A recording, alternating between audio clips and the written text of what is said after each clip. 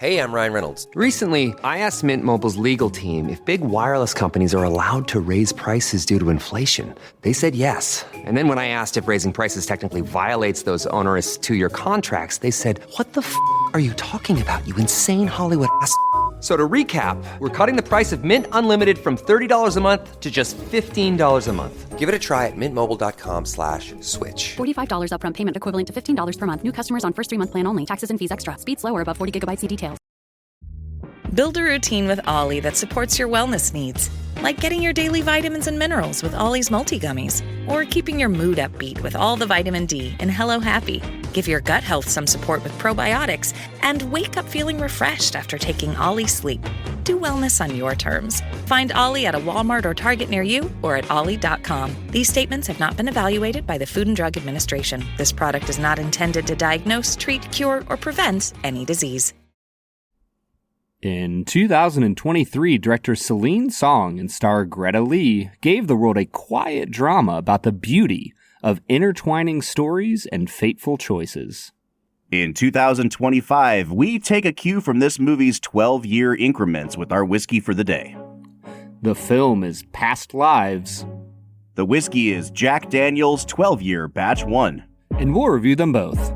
This is the Film and Whiskey Podcast.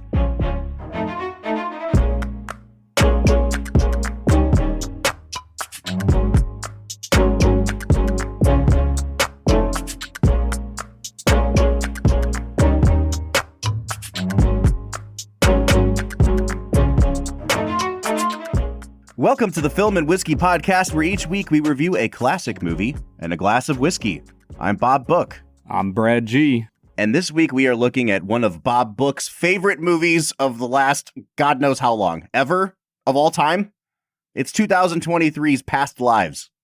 Bob, you have been just raving about this film since it came out, and I very famously watched it due to your influence on the back of an airplane seat as I flew to Colorado. Now, as I recall this story going, Brad, not only did you watch this movie on an airplane, which, depending on the time of day and the fullness of the airplane, could be a good airplane watch. It's a very quiet movie. Like, it's, you know, if you're on a red eye, this is a great movie. But you were also surrounded by people who were watching the film Barbie on surrounding screens. Is that right? Sure was. There was just one person a row in front of me to the right, so I could, see, 70% of their screen. And I used the soundless 70% of the screen, occasional glances at that film to decide that I don't like Barbie. But, nevertheless, a prominent distraction, given that movie's color palette and just general vibe. So, not ideal circumstances to watch this movie. And I will also say, on rewatch, for myself at least, not ideal circumstances for watching this movie, because we're recording this on the morning of Saturday the 11th, so a little over a week before this episode comes out. And famously for us, huge Ohio State Buckeyes fans, it is the morning the morning following Ohio State's win over Texas in the college football semifinals. I was saying, when this episode releases, we will know if we are the national champions once again. Yeah, it could be good or bad for us, but we're currently flying high off of that win. And then I immediately had to go watch this movie, which is a very quiet and admittedly slow-paced movie. So the adrenaline rush doesn't quite have the same ring as a 83-yard scoop and score to win the game. Yeah, that carryover was a little weird, man. The first 30-ish minutes of this movie, I had to really reorient myself to get in the zone here. Yeah, and this is a movie worth getting in the zone for. If I had to imagine, Bob, I'm going to guess that maybe 20 to 30% of Film and Whiskey Nation has seen this movie. Mm-hmm. Would you say that's fair? Yeah, probably less than that. I mean, people don't watch the quote-unquote Oscar movies anymore. And this was, in a lot of ways, the little engine that could last year just to get a nomination, because I think A24 released this movie in March, May. It was really early on in the year. And because the reviews were so good, it carried positive momentum. And it was I remember when the Oscar nominations came out, it was kind of will this get that 9th or 10th slot? because it had just fallen so far out of people's memories, but it was a really well-liked movie. I say all that to say, I don't know if people would have seen this movie in theaters. I don't know if people have caught it on like wherever it's streaming, Hulu. But maybe if you follow the Oscars, you've gone back to see this film. Bob, this is streaming currently on the wildly popular Paramount Plus. Paramount Plus, baby. Okay. Man, you know what's funny is like I've never thought to myself like I want an entire studio's catalog and only that studio's catalog. Sign me up. Like Max is the closest I've gotten because Warner Brothers is really a great back catalog. But when are you ever going to be like, I associate this with Paramount, so I want to sign up for Paramount? The only thing that I know that is like I do associate with Paramount is the Mission Impossible series. Well worth a Paramount Plus subscription. I currently have had Paramount Plus for about 4.5 years. What? Really? Yeah. We paid for, so I'll say this. We signed up like right when it opened for their yearly membership because we wanted to watch some Survivor. Haley was pregnant with our first child, and like that was just her go-to, like, I'm annoyed at the world. I just want to chill and watch Survivor. And I like Survivor as well. So we signed up for a year. And a few months later, I was like, man, I don't know if our credit card actually charged for that. And then like a year later, I was like, man, we still haven't gotten charged for Paramount Plus. And here we are 4 years in. I have never once paid for Paramount Plus and yet still have full access. Well, they've got you now because you've confessed on air, Brad. So that's true. The end of Brad's Paramount Plus subscription is coming soon, but it's time for us to talk about this movie. So in order to do that, let's get into our first segment of the day, which we call Brad Explains. Brad's gonna give us the movie plot with only 60 seconds ticking on the clock. So let's go ahead and hear your take with this little segment that we call Brad Explains. Brad Explains is the part of the show where Brad breaks down the plot of the movie that he has just seen, often for the first time. This is, I believe, my third full time through with Past Lives. And then I caught the end of it on, like, we have a DirecTV subscription, and I think it comes with Stars or one of those. I found the last 5 minutes of it one night, and I was like, oh, hell yeah, I'll watch the last 5 minutes of this. So I'm at, like, 3.1 viewings of this movie now, Brad. I think this is your second full viewing, first where it got your full attention. So I'm pretty excited to hear you explain this movie. Is it fair to say pretty simple plot? Very simple plot. All right. Well, I'll give you a full minute. You can use it however you'd like. 60 seconds, spoil this movie, and go. Past Lives is a film that follows three main characters, Nora, Hae-sung, and Arthur. Nora and Hae-sung were childhood friends when Nora's parents emigrated to Canada, and then she eventually goes to New York. Hae-sung is a childhood friend that they, kind of childhood sweethearts, if you will. They reconnect for a little bit in 2012 when they're in their mid-20s. They separate because distance is keeping them apart. And then 12 years later, they finally reconnect in person for the first time in 24 years, where Nora is married to an American author named Arthur. And the three of them spend a few days in town together, exploring what it means to live their lives, fully embracing the choices that they've made. Brad, I love this movie. And I think I've talked enough on this podcast about how much I love this movie that people will know I've been looking forward to today. I want to try to make this as much about your experience with the film as possible, but I think that the movie is such a deep, aching, vulnerable exploration of longing and regret and grief and commitment and affirmation that, in me at least, it inspired me. I went to see this movie the second time. I took my wife. I was like, I really want you to see this with me. And we had one of the best conversations we've ever had about the nature of marriage and commitment on the way home from this movie. I think if you engage with this movie on its terms, it brings up vulnerability in yourself. And so I obviously, I'm not going to make you like name every sweetheart you've ever had in your life here, Brad. Bare my soul. But I do think that we'll probably get a little bit more wax poetic, I guess, is what I would say today, because I think that's the kind of thing that this movie inspires in me. So if you don't enjoy that, you can log off. Get the hell now, out of everybody. here. Yeah. You can turn a few episodes ago and listen to our Mad Max episode. You will enjoy it thoroughly. So let's set the stage a little bit here, because this is the directorial debut of Celine Song, and this is a semi-autobiographical movie. So in the press notes that A24 put out, they said that she had the idea for the movie when she was in a very similar situation to this, where she was in a bar in New York City one night, and she was sitting between her husband on one side and her childhood sweetheart who was visiting from Korea on the other side.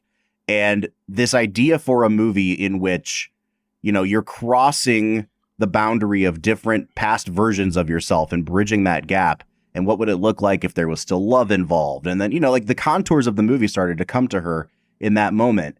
And I think that if I could just set the stage this way, Brad, what always strikes me about this movie is it's really specific to these three people, but it so deeply taps into the universal. And I'm just curious, like, does that resonate with you here?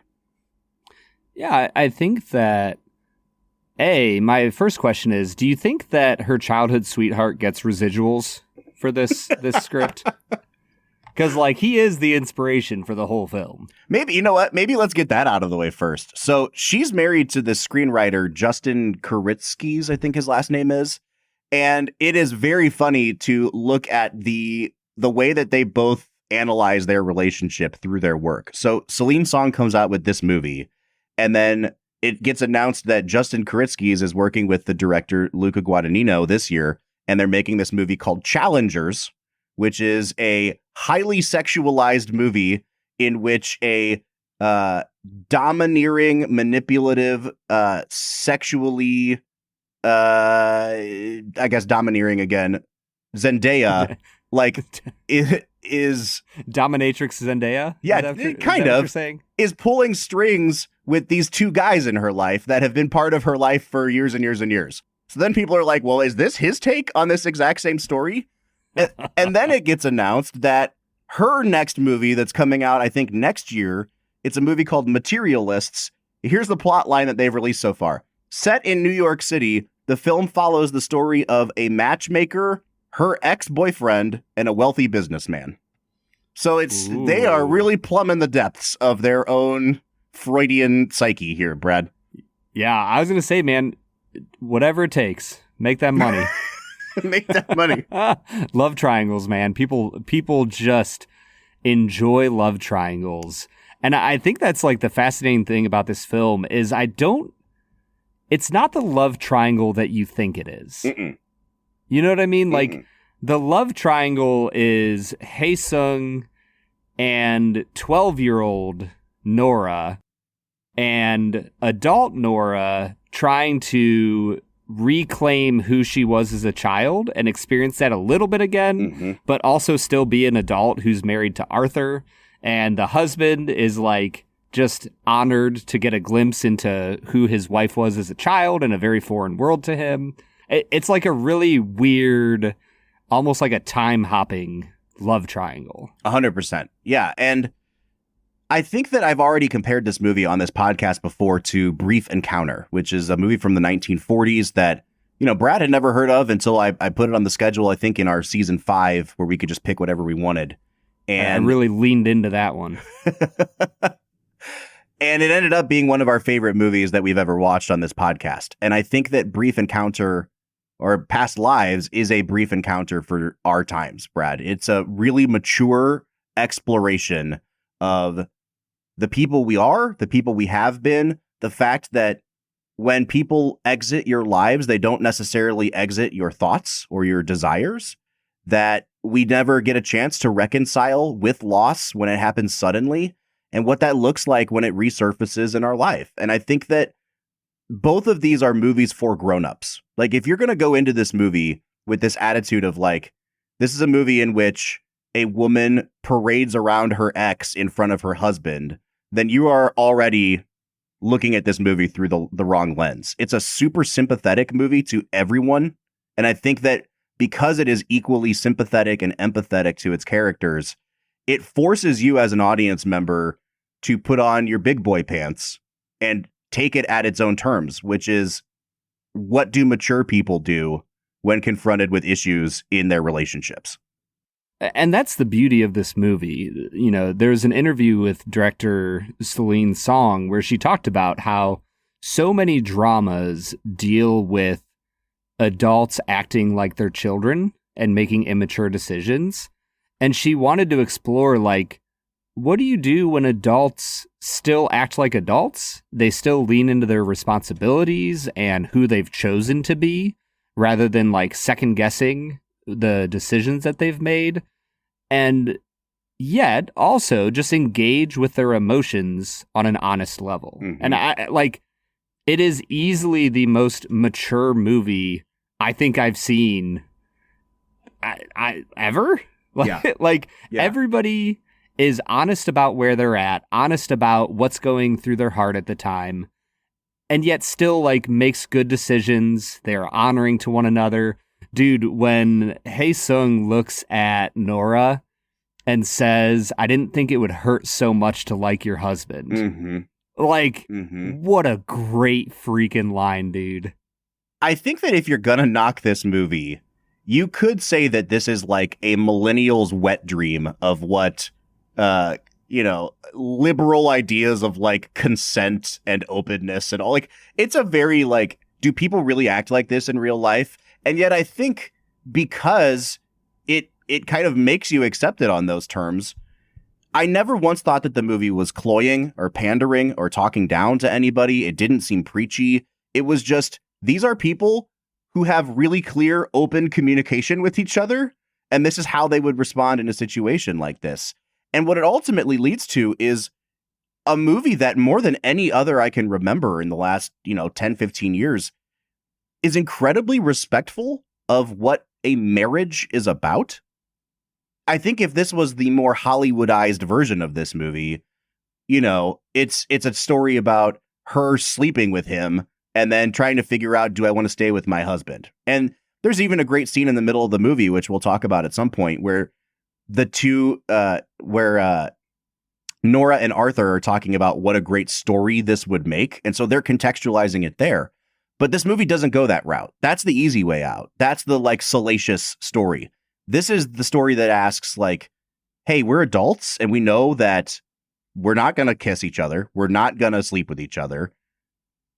We're not going to be together. How do we explain the fact that we loved each other and we had no resolution within the context of where we are as people now? And that is ultimately such a more interesting question to ask and explore.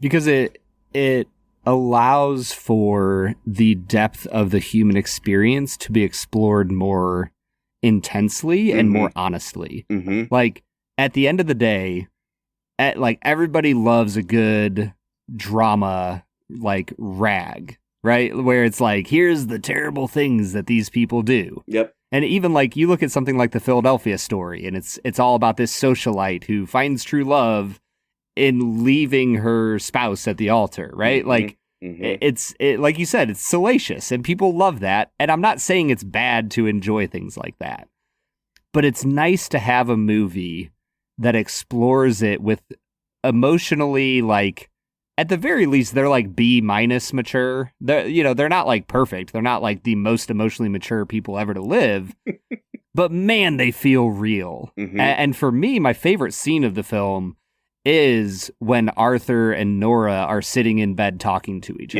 Yeah, it's mine as well. I would like, let's hold off on that because I think that really is the crux of the movie for me. And to your point earlier, Brad, I mean, it might have been before we pressed record. I'm coming off the high of this Buckeyes game. I pressed play on this movie and it took me a minute to really get into the movie. And I was having this like, oh no, is this not as good as I thought it was moment? And I would say that lasted for the first 20, 30, 40 minutes of the movie where it was good. And I respected what they were doing, but I wasn't like emotionally clicking with it as I had. And it hits almost exactly the halfway point is where they finally meet each other face to face in the park. And everything following that in this movie was like, oh, this is like I'm aching alongside these characters because it has me so gripped emotionally. But in order to talk about that part of the movie, I think let's get the first chunk of the movie out of the way. So it starts with these characters as 12-year-olds in Korea, very quickly moving to I'm moving away. You see the two of them holding hands and be childhood sweethearts. And then she's emigrating to Canada. And then it jumps 12 years forward in time. And he's doing his mandatory military service. And she's going to college and moving to New York City. Go ahead. The shot of him marching and then sitting there eating and like talk about expressive filmmaking where you know that he's thinking about her without there being any indication that he's thinking about her. Oh, dude. Yeah. Teo Yu, I believe is his name. Just freaking nails it. So I think this is the part of that first chunk I really want to talk about is them as early 20-somethings. Because they do such a good job of playing young adults, even though both of these actors are in their 30s. And it's very much posture and body language and having that sort of youthful exuberance. And you get this moment where they finally reconnect via Skype. Remember Skype? They connect via Skype.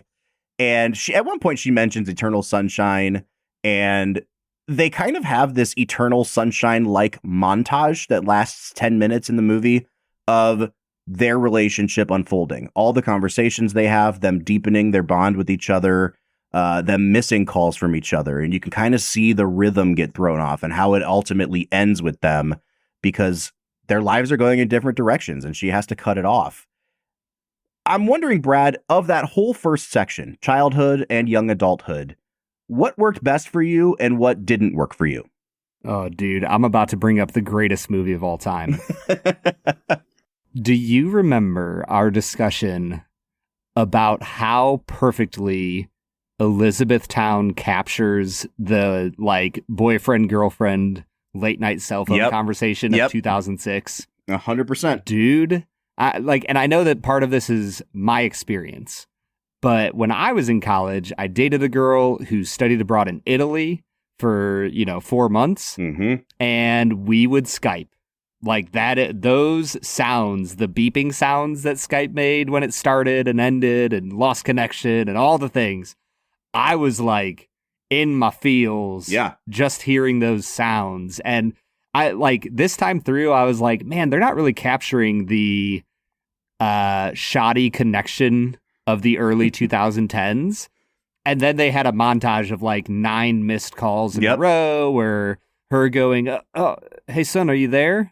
Like, where'd you go? And he's on the other end doing the same thing. And I was like, yep, that's it. That's it. Like, it is the most perfect cinematic illustration of like a very specific time period where Skype was the only way to video chat with people, and it was unreliable and it was awesome.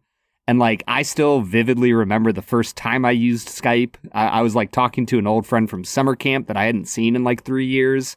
And we get on a Skype call that I had never heard of. And she told me like, well, download this Skype thing. It'll let us chat on video. And I know I'm making myself sound really old right now, but I remember literally thinking to myself as a freshman in college, like, what do you mean chat on video? like that's wild. I understand phone calls, but the idea of talking to you live on a video feed was insane to me. That's funny, dude. And yeah, I think that's part of why I say that it's Brief Encounter for our times is that it is nostalgic for things that only millennials will feel nostalgia for. But I think that because there are such universal themes here, you can absolutely tap into it, whether you're a boomer or, Gen Z or whatever you might be. I think that the whole movie's kind of slow paced on purpose. It's very meditative and kind of dreamlike in the way that the camera just kind of glides in and out of scenes. But it's paced really well because that early section of them as children is like 8 minutes long. And then you get maybe, 20, 25 minutes of them as young adults. And then it's immediately dropping you another 12 years forward in time to when they're in their mid 30s. And so the whole second half of the movie is this conundrum that comes up when he makes contact with her to let her know he's coming to visit New York City. Secretly, she's worried and her husband is worried that he's coming because he's still in love with her. And will they or won't they? Will it be confirmed that he's still in love with her? That's where the dramatic tension of this movie rises. But even saying dramatic tension doesn't quite feel right. It doesn't feel like this movie is ever really making you think that she's going to cheat on her husband, or like, is there going to be this passionate moment where they both break and make out with each other? The tension arises from like, what's going to happen to this relationship? Like, are they going to blow it? Is he going to blow it with her in such a way that it like ruins everything? You know, it comes from a much more human place than a like horny place, if I can be that frank about it. And I think that's what makes the movie work. Absolutely. The moment when they first see each other and like you could just see it in the actors' eyes and bodies, and the tension is so thick you could cut it with a knife, that like she enters back into the physical I'm around you again for the first time in 24 years relationship with the bright bubbliness of a 12-year-old. Mm-hmm. And you can tell that that's what she's looking to get out of this, of like, oh man, I have an opportunity to like capture a little bit of my youth and remember who I was when I lived in Korea for the final time. And like, this is an opportunity to engage with that. And she becomes a little bit of a 12-year-old again. Yep. And he is entering into that space as a 30-something-year-old man who's not necessarily like trying to win the girl back, but he's trying to explore like, what does this relationship mean to me today, here and now? Mm-hmm. And like the way she hugs him is so powerful. And then you juxtaposition that with when they leave and she can't hug him because she doesn't want to see her 12-year-old self disappear. Mm-hmm. And he leans in and gives her a massive hug. Almost like embracing who she's become now. Yes, I am so glad that you're catching on to those things, because there are so many callbacks. And it's something that like, I didn't even notice how many callbacks there are to the early scenes of the movie, whether it's them as 20-somethings or as children. But they're sowing seeds that they come back to harvest later on in the movie in such profound ways. You know, going back to that scene where they first meet each other in person, you have Hae-sung coming to New York City. It's like a rainstorm. They show him in his hotel room, and he doesn't know what to do. He opens the curtains. He's looking out on New York City, and he's just sitting alone on the bed. And to that point in the movie, and even later in the movie, every single time you see that character by himself, he is in the middle of a big city, whether it's when he goes to China or whether he's in Seoul or whether he's in New York City. And there is nightlife happening outside his window, and there's like the bustling culture of wherever he is, and he is just trapped in this room by himself. And it's such a great representation of where he's at emotionally. Can I really quickly? Oh, please. They also often in those scenes trap him in a frame within a frame. Mm-hmm. Did you notice that? Yep. Where like you see him from the kitchen area of the hotel suite, and he's like, you see through the little window in the wall, and then he's sitting in front of a window full of rain with like one light shining on him. Mm-hmm. And you're just like, this is like every cinema part of me is just like, I don't know if this is like overboard and doing it too much, but it's working for me. Oh, no, I think the cinematography in this movie is super underrated. There's this scene where they go to ride the ferry to Ellis Island together. And the way that it's shot, like you're watching them in line, but it's shot from like outside of the queue and like under some sort of an overhang. And so the top and bottom of the screen are all blacked out. And so it almost looks like they've changed aspect ratios for a minute. It's a natural aspect ratio. Yeah. But like, it's also what's it called? What's it called when the music is diegetic? Like, yeah, it's like diegetic screen ratio bars. But once again, it's like putting them in this frame within a frame, almost suggesting that like his idea of spending time with her is like this, you know, romanticized painting that you're going to hang up somewhere. It's not real life. And I think they never do that with Arthur and Nora. No, never, ever. Except for there's I one didn't moment realize that until now. There's one moment at the end of the movie when she says that she's going to go walk him down to his Uber, and they leave the camera on him, and they have like the whole border of the outside of the frame is all blacked out because they've just gotten back to their apartment, and he's there in like standing facing the door like by himself. Oh, they do such a great job with those frames within frames in this movie. Yeah, just absolutely beautiful. I know you were talking about other things, but when they're walking past the carousel and it's like life is moving faster around them than their pace together, like, dude, the cinematography in this movie is just absolutely beautiful. That scene is where I started clicking again with the movie. And I was like, oh yeah, this is a freaking masterpiece. It's, they've been kind of hinting, not even hinting. What's great about the way they talk to each other is they both know exactly what's going on and nobody wants to be the one to say it.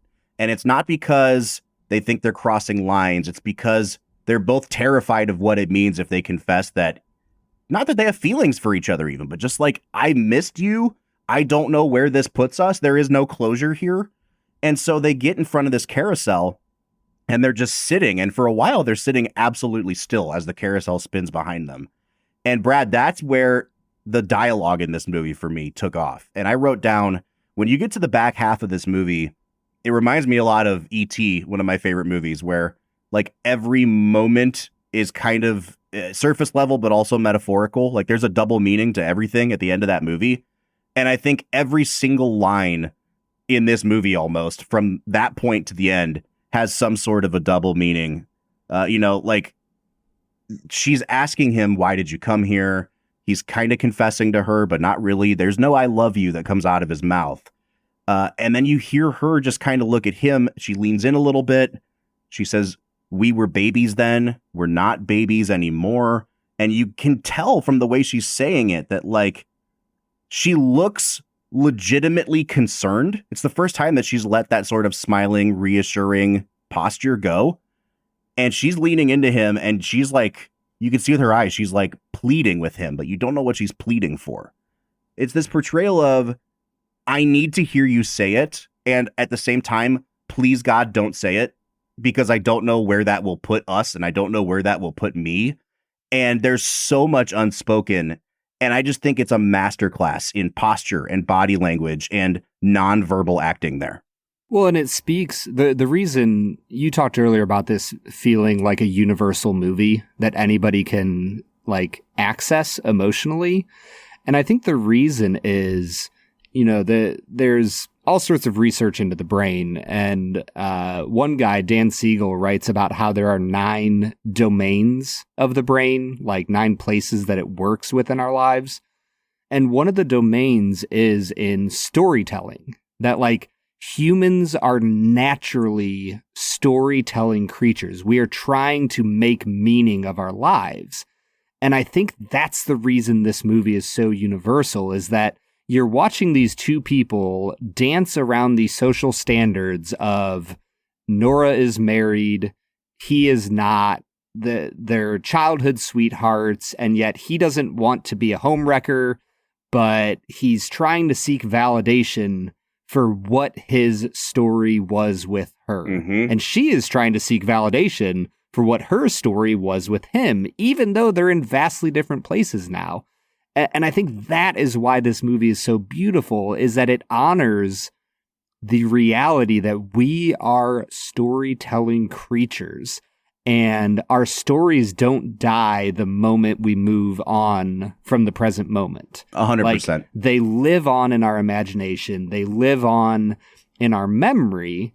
And when they are never acknowledged, it can become something dangerous that like ferments in the back corner of your mind and grows into something it shouldn't be. But there is that catharsis of just being honest to say, we can get through this. Like, this was real. Mm-hmm.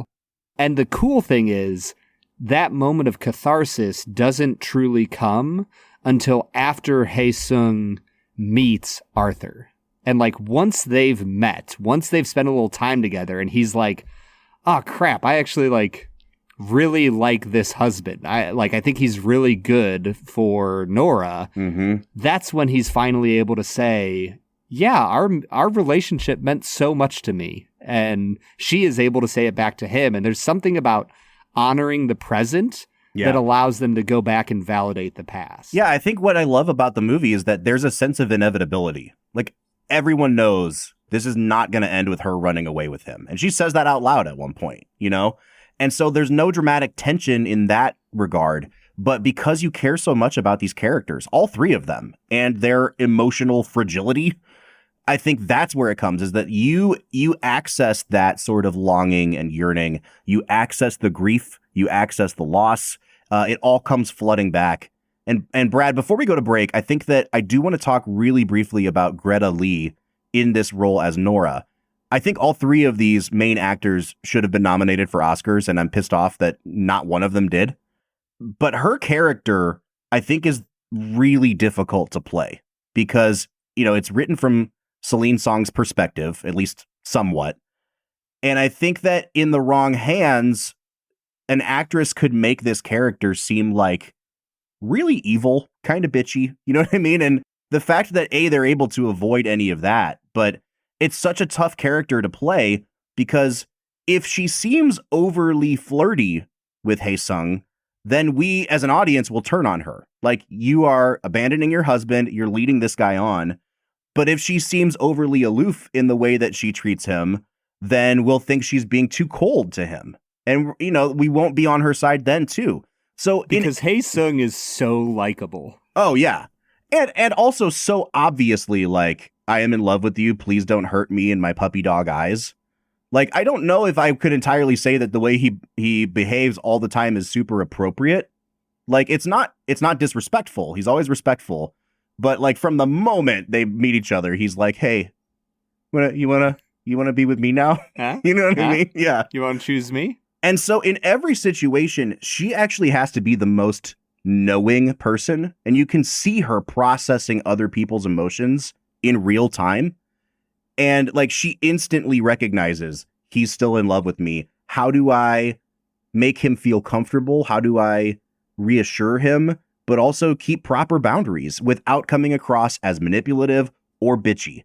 And I think that as a person, Nora has a really tough balancing act, but as a character, Greta Lee has a really difficult job to do to make you be on her side, because on top of all of that, they also have to get us on board with her, and we have to believe that she too wants and deserves closure in this situation. And I think she manages it because, the whole character is about like balancing two worlds, the world of her past and the world of her present. The moment that her character completely clicks for me is when she's done hanging out with Hae-sung on the first day, and she sits down on the couch. Arthur takes off his gaming headset, and she goes, "You were right." Mm-hmm. And he goes, What do you mean?" And she's like, he came here to see me. And it's not he came here because he's in love with me. It's not he came here to steal me away. It's not he's a dirty scumbag. It's just an acknowledgement of like, yeah, you were right. Like, he came here to see me. He's not here on vacation. Mm-hmm. And the way she delivers that line, you feel the honesty of who she is here in the present versus who she's trying to figure out who she is when she's around this person. Mm-hmm. And once again, talk about a universal feeling. Bob, you were known as Bobby Book back in the day, right? Way back in the day, yeah. And in your modern day 2025 adult life, you go by Bob. Mm-hmm. And yet there are still some people that you hang out around that might call you Bobby, that all of a sudden you feel like I'm 13, 14 years old again. And like, I think all of us have that experience when you're around people from your childhood that you're like, there's a tension. I don't know who I am here because I'm not 12 anymore. But the 12-year-old that I was is still in me because it's a part of my story and who I am. But the, 20 years that have passed since then are also a part of me, and I'm different. Mm-hmm. And it's that war within yourself that you're trying to figure out. And then it's just magnified by the fact that you haven't seen this person since you were 12. And we could talk for 3 hours, Bob. Yeah, man. This is a great movie. Let's press pause here. Let's drink some whiskey. When we come back, I want to talk about the other two actors, Teo Yu and John Magaro, because I think they also knock it out of the park, and their characters are obviously crucial to the movie, but they're what really gives the movie its color for me. So let's try this Jack Daniel's 12. What do you say? Let's get to it.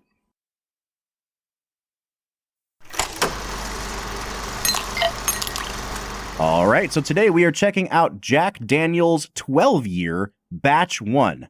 Last week we had Jack Daniel's 10-year. This week, Brad, I wish we could have found a Korean whiskey to drink for this episode, but in doing some research, I only found one major distillery in Korea, and even then saying major, it's a minor distillery, but it's really the only one that's importing to America. Wasn't able to secure a sample for us, so we said, let's keep rolling with Jack Daniel's, and here we are, man. What did you think of last week's 10-year? I think it was good, not great. Mm-hmm. Not enough to make me want to buy it. It was intriguing and fun, and I like trying new whiskeys, but nothing that I would write home about. So the nice thing with these Jack Daniel's well-aged versions that we've been drinking is there's really not a ton of variance from what's in the mash bill. Like, this is 80% corn, 8% rye, 12% malted barley. You guys know what Jack Daniel's is. It's 107 proof, which is nice. I think that's like a perfect proof point for you and I, Brad. We always talk about how we want just slightly more proof, but when you start getting into the teens and 20s, it can be a little harsh. So this is really nice, man. I just poured it out in my glass, and even sitting, 6-8 inches away from the glass, I'm getting immediate notes of banana pudding on this. Oh, yeah. Way more than I got on the 10 last week, to be frank. Mm-hmm. Yeah, the banana here is the most pleasant version of Jack banana that I have ever gotten. Mm-hmm. It's oaky. It's like the fruitiness I get from it is like a artificial mixed berry that I actually really enjoy. But there is like some caramel and brown sugar, and it feels like sitting in the barrel long enough has imparted some of those bourbony notes that really round out the experience. I'm sitting at an 8 out of 10 on the nose. I'm going to give this an 8.5, and it's because your boy likes banana. I do think there's a sense of artificiality to the banana a little bit. That's why I said banana pudding. It reminds me of like those really great Southern style layered banana puddings with the vanilla wafers in them, and like the vanilla or banana pudding that actually goes into them. So I get the artificial and the slices of banana. It's really beautiful. I actually think that I like it way better than last week's 10-year, and I'm wondering if there's some weird alchemy going on between 10 seemed over oaked. Is it going to come back around and bring out new notes in the flavor? We're going to see. I haven't tried it yet, so why don't you give us your tasting notes, Brad? Bob, this palette is incredible. For me, the caramel turns into like a really beautiful butterscotch note. The vanilla really comes through here. There's brown sugar. The banana is there, but it's not overpowering. It really does remind me of a banana pudding. That's a good note. And for me, the mixed berry turned into like a berry blast crunch, which is like easily the best version of Cap'n Crunch. I think this is a delicious, delicious whiskey. I'm going to give it an 8.5 out of 10. Yeah, Brad, I think this is a really good whiskey. I think the banana is like almost absent for me on the palate, though. And it may be just because I was expecting so much of it.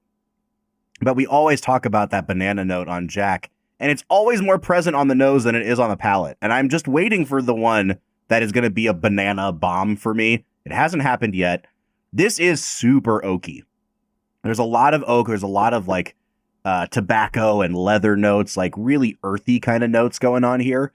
It's complemented by like a black cherry note for me, and some classic bourbon-y brown sugar notes. I just wish there was a little more complexity here. So I'm going to come down to an 8 out of 10. Still a very good whiskey, but not as good as the nose for me. The finish definitely falls off a little bit. Still really delicious. The caramel and banana sit there. It definitely gets oaky on the back end. Doesn't turn into the bitterness that you get from some higher age stated bourbons and American whiskeys. But I'm going to say it, man. This is a really solid experience. There's a little bit of black pepper. I like the finish a lot. I'm coming down from my palate, but I'll still give it an 8 out of 10 here. Yeah, I think I'm just going to be slightly below you on almost everything today. I'm at a 7.5 on the finish. Really nice. I think it kind of continues to get simplified the longer I go into the tasting process. The nose was more complex, the taste less so, the finish even less. It's just kind of like vanilla extract and oak for me, which is nice, but again, kind of lacking that complexity that I think would make this a really special whiskey. So I'm going to be at a 7.5. And on balance, I think I'm also just going to give it a 7.5. I'm slightly let down. It's probably because your boy loves banana so much and it's just not there. So I need to reset my expectations, but they were set at a very specific point with the nose, and then those notes weren't carried through.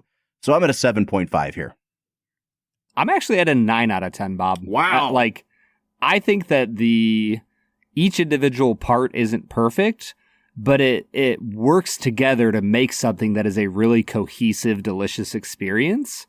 So I'm coming up from any of my tasting scores to give it a 9 out of 10 on balance. I'm very fascinated.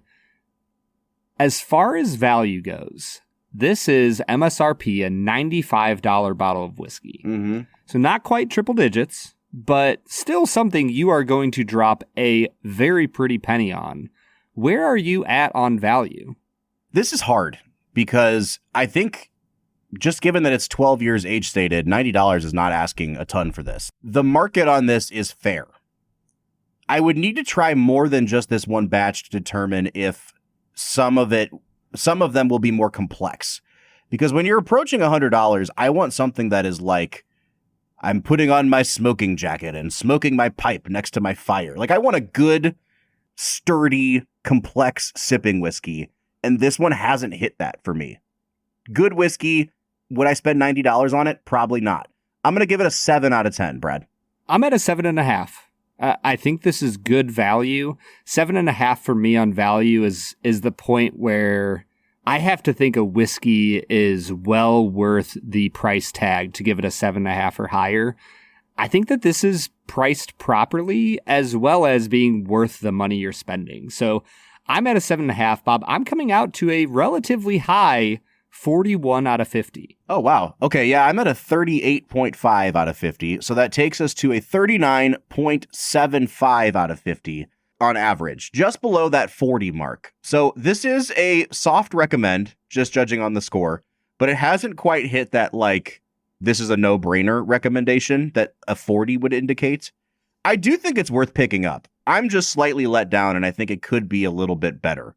It's like a B plus A minus version of what I think this could be. See, that's the thing for me, Bob. I think this is the best version of Jack Daniels I've ever had. Wow. Okay. It's not a perfect whiskey. I don't think Jack Daniels is my favorite flavor wheelhouse. Mm-hmm. It's never going to hit a 45 plus for me, at least what I've had of them, which we've drank a decent amount of Jack on this podcast, Bob. I think this is the best version of Jack I've had. I think it is a really rich and flavorful experience that I would recommend bottle or bar.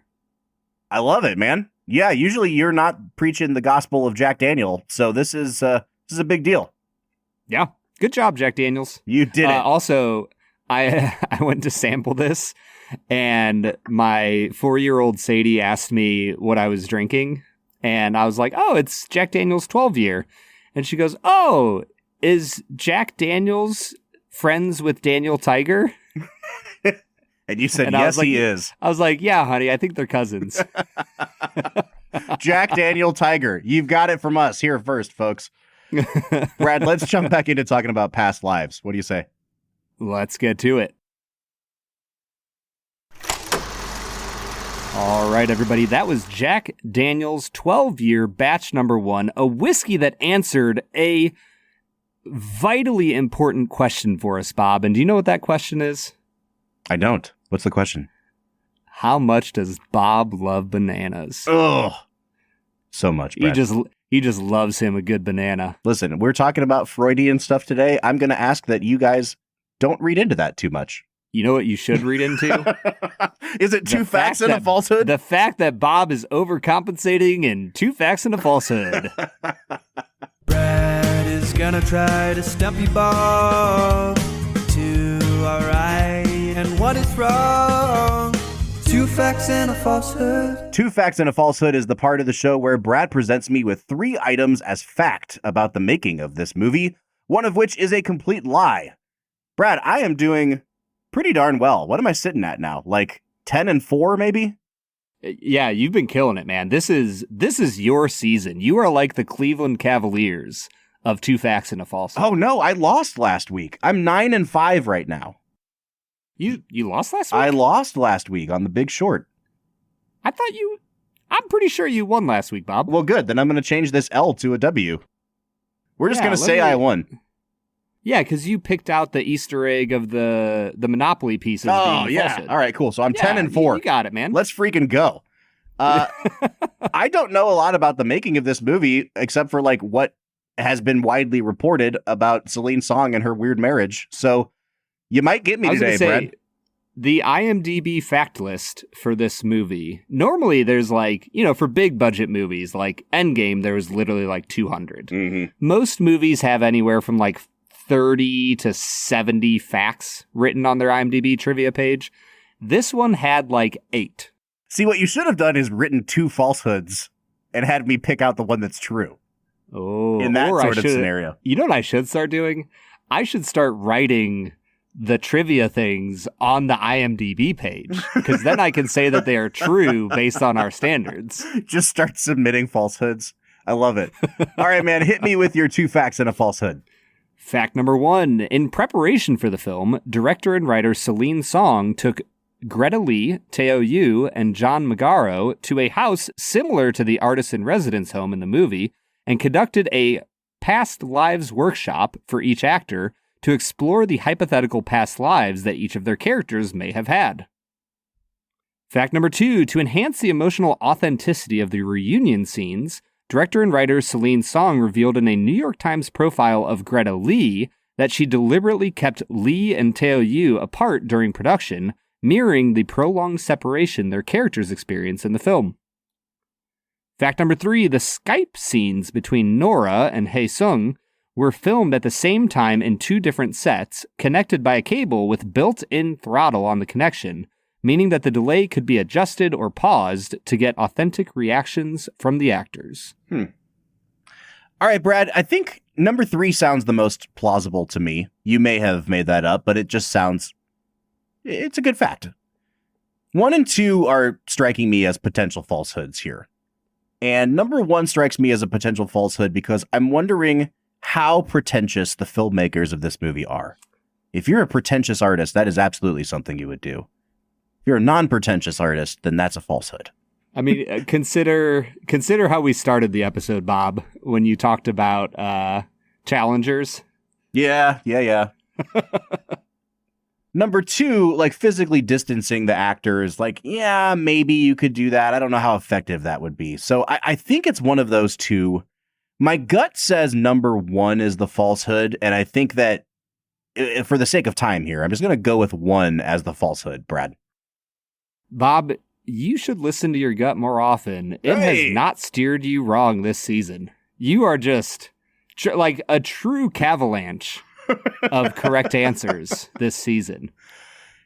What Cavs player would you say that I fill the role for on this podcast?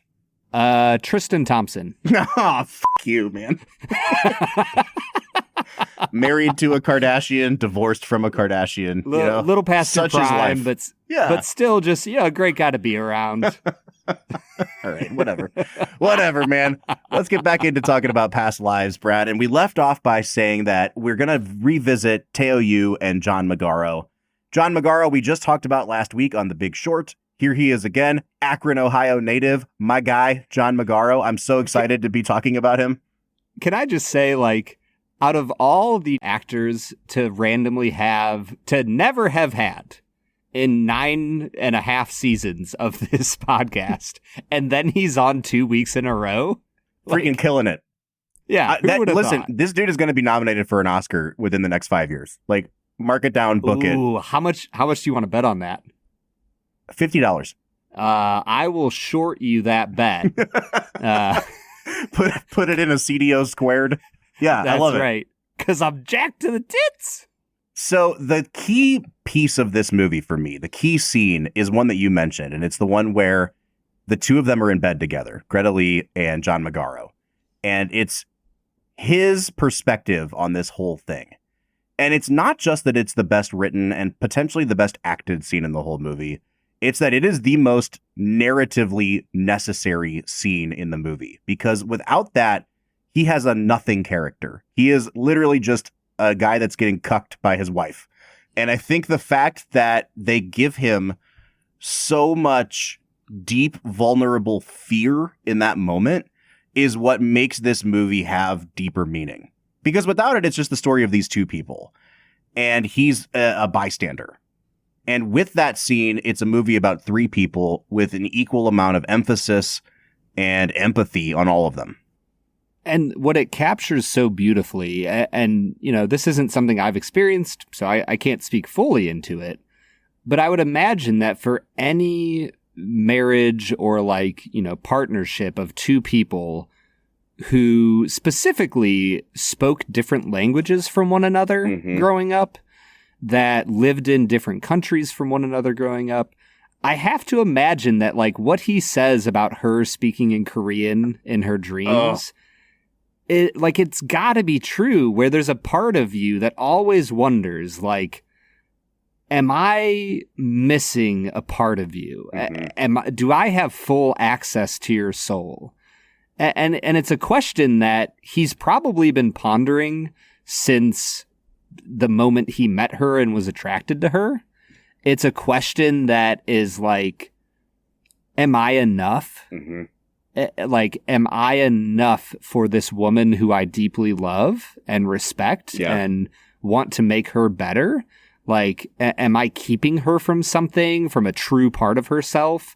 And in a culture where we, in my opinion, unfortunately, place so much stock in our inner feelings and, like, being true to ourselves, there's this place where he basically tells her, like, if you were just quote unquote being true to yourself, like, this is the greatest story. Like, you fall in love and you run off with your childhood sweetheart, and I'm just the dumb American that stood in the way.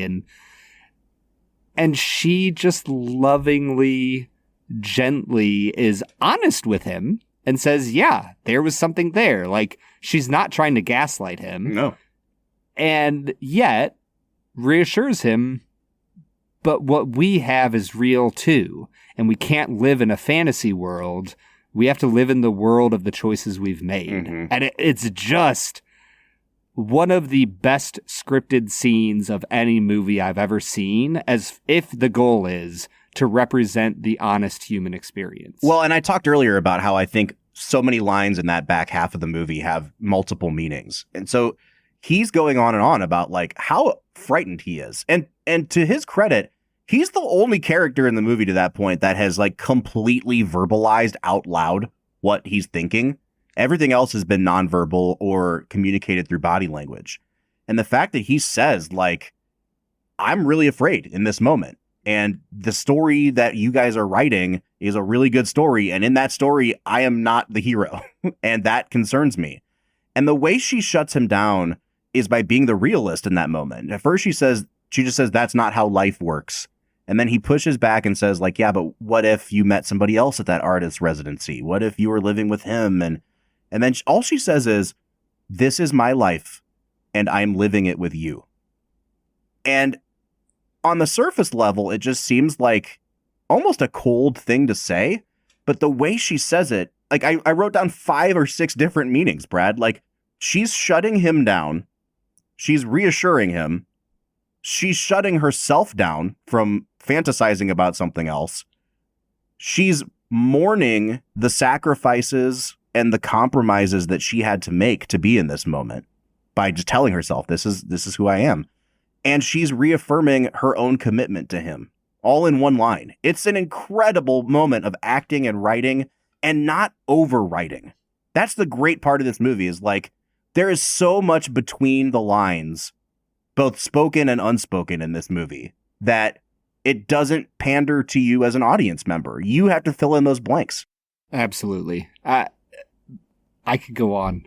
Yeah. And on and on about this movie.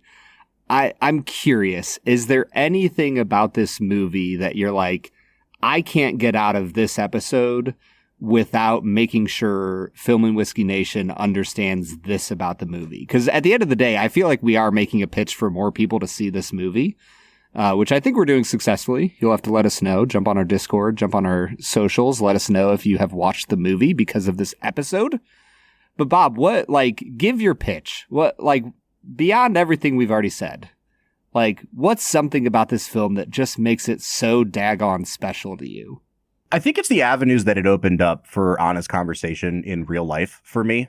Like, it accessed a part of me that I felt seen by this movie. This movie understands.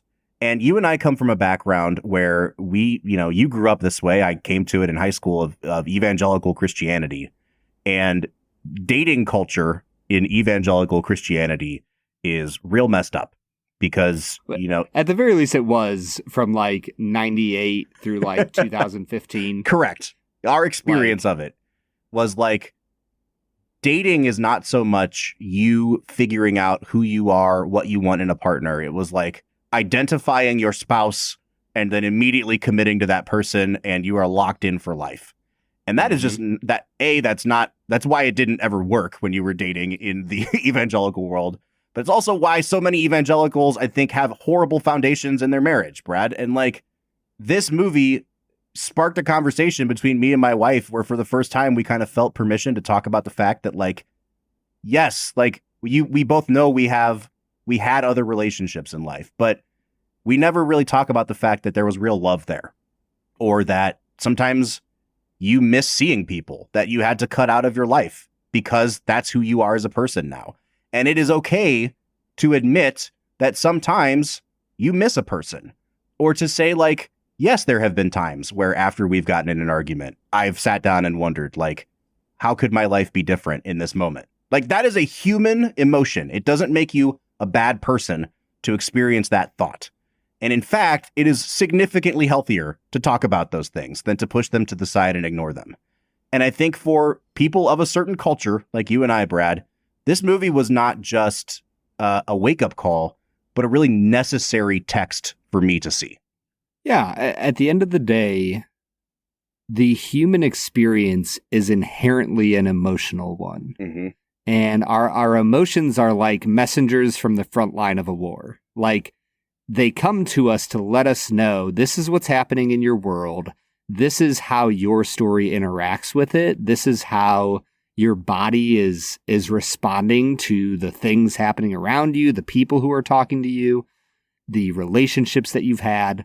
And if you kill the messenger, it doesn't mean that the war isn't still being fought on the front lines.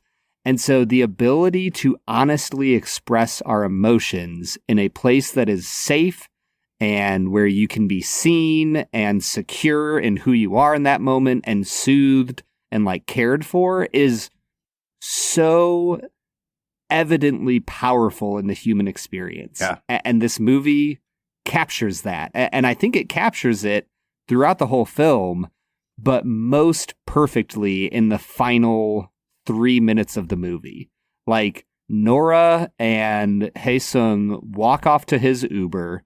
One of the facts that I learned was that Celine Song sends them off to get the Uber in the scene and didn't tell them how long it would be. Like they truly were waiting for a car to come, and they didn't know when it was going to come.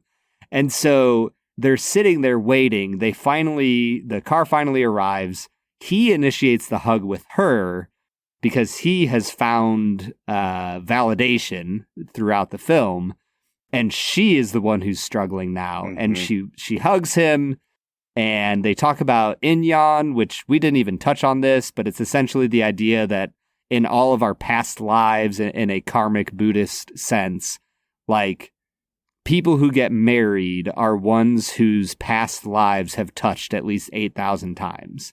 And they just have a little, like, beautiful conversation about, like, I wonder what this life, like, what Inyan it is leading to where we are married, or maybe we were married in a past Inyan. And it's a really beautiful moment. She walks back, and it's the moment I love Arthur the most, because he didn't sit up in the apartment and sulk. Yep. And he also didn't go down to creep on her. Mm-hmm. Like, he's just sitting on the stoop. He's not, like, craning his neck to see if his wife is making out with another dude. He's just sitting there smoking a cigarette. He knows what this weekend or few days has meant to her.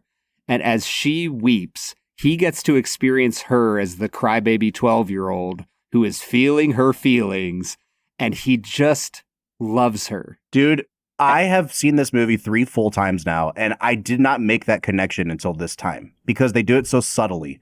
In the opening parts of the movie, when they first reconnect as 20-year-olds or whatever they are, he asks her, "Are you still a crybaby? Do you cry anymore?" And she says, "No, like I moved to America and I felt like nobody cared about me crying." And she said, "You used to be there with me and you would stay with me when I was crying." And they say it one more time when she's first talking to John Magaro about him. And they really sow this seed, and you don't see that emotional dam break. And I think that moment has always been really impactful for me because you do see her break down finally. She doesn't have to be, playing a role to support him and not let Teo Yu down. But more than that, it's this affirmation that like he has now fully become that person for her. Her husband is the person now who is there for her when she is crying and who stays with her. And it is like, it's just such a beautiful picture of that relationship. It's incredible. And it's that moment where he has been honest about who he is in this story between the three of them. She has been honest about her role. Like she tells, he asks, "Is he attractive?" And she goes, "Yeah, like he's really masculine in this weird Korean way that makes sense if you were born in Korea." And like they're honest with each other throughout. And because of all that honesty, the payoff is the fact that their marriage is deeper than it ever could have been if Teo Yu doesn't come back into her life. Yeah.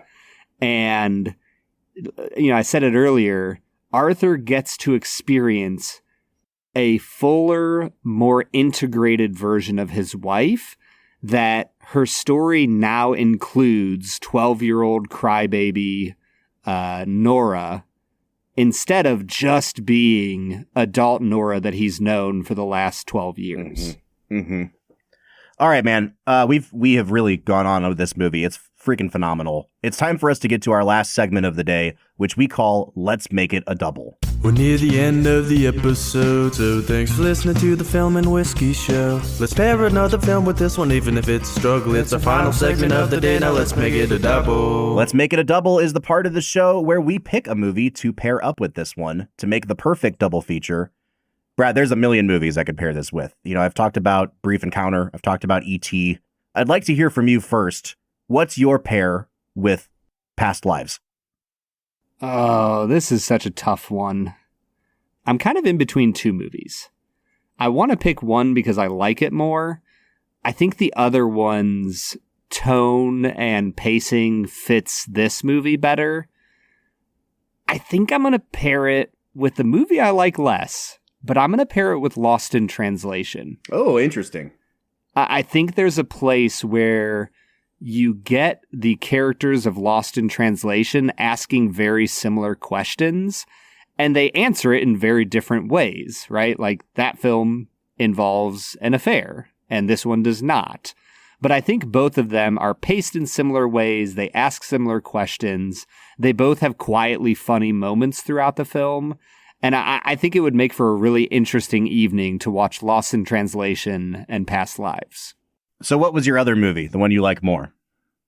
I think La La Land. I knew it. Yep. I wrote down La La Land. Yeah, I think La La Land has a lot of similarities, but it's just so much more vibrant of a film. It's hard to pair it with Past Lives. If you watched La La Land first and then immediately jumped into this movie, you'd be in the perfect headspace for this movie. Yeah, I would actually agree with you there. Because we didn't even talk about this. I think this movie does a really good job of subtly also underscoring her character with the immigrant experience, and how when she's first talking to John Magaro, she's like, he's so Korean and it makes me feel like I'm less Korean, and should I be more Korean? And so like her infatuation with him is also trying to figure out like, am I Korean still? Should I be more Korean? Like, what does this mean for me?